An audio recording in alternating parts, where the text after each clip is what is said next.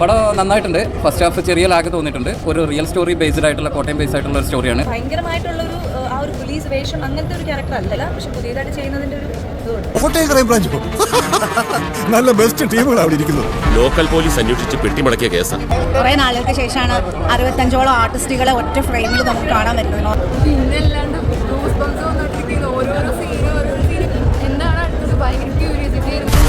നമ്മുടെ ഡിപ്പാർട്ട്മെന്റിൽ ഇല്ലേ കുറെ തുലിയാമണിമാർ പണിയാവുന്ന ലക്ഷണമാണ്. മേലാണെങ്കിൽ പോയി പണിയെടുക്കണം. നല്ല സിനിമ കൊള്ളാം. ഒരു ഇൻവെസ്റ്റിഗേഷൻ ത്രില്ലറാണ്, കണ്ടിരിക്കാൻ പറ്റും. പിന്നെ വാണി വിശ്വനാഥിന്റെ അഭിനയം കൊള്ളാം. ആരെങ്കിലും കണ്ടോ? ആരും കണ്ടിട്ടില്ല. അപ്പൊ കണ്ടിട്ട് ആൾക്കാർ കണ്ടിട്ട് വരുന്ന ദിവസങ്ങളിൽ നമുക്ക് എത്രയും പെട്ടെന്ന് ഓഫീസിൽ റിപ്പോർട്ട് ചെയ്യണം. ഇതൊരു സാധാരണ മാൻമിസിംഗ് കേസിനപ്പുറം എന്തോ സ്മെല് ചെയ്യുന്നുണ്ടല്ലേ. ഷാജി കൈലാസം പിന്നെ മമ്മൂക്കയും മോഹൻലാലും എല്ലാം കൂടി വന്ന ഒരു പ്രതീതിയാണ് ഈ പടത്തിലൂടെ ഉണ്ടായിരിക്കുന്നത്. അതെ അതെ ഭയങ്കര ഹാപ്പിയായി. ഒരു കഥ പറഞ്ഞ ശരിയാത്തില്ല.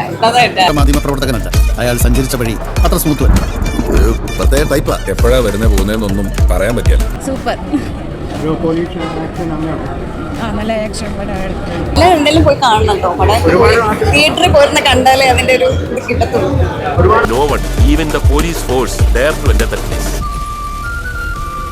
എന്തോരം ആൾക്കാർ ആക്ച്വലി നമ്മുടെ ജീവിതത്തിൽ നിന്ന് കടന്നു പോകണമെന്നുള്ളൊരു ഫീലിംഗ് വരെ നമുക്ക് ഈ ഫിലിം കാണുമ്പോൾ തോന്നും.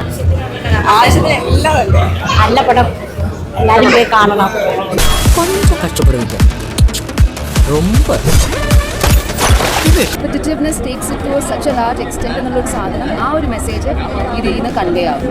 നല്ല പടം, എല്ലാവർക്കും വന്ന് കാണാൻ പറ്റുന്ന ഒരു ഫാമിലി എന്റർടൈൻമെന്റ് ആണ്. സാർ എന്നെ ഒരു കൊല്ലും ചെയ്യത്തില്ല.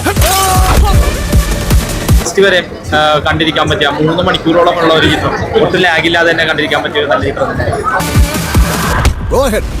കേരള പോലീസ് എന്താണെന്ന് അവർ കാണിച്ചു കൊടുക്കുക.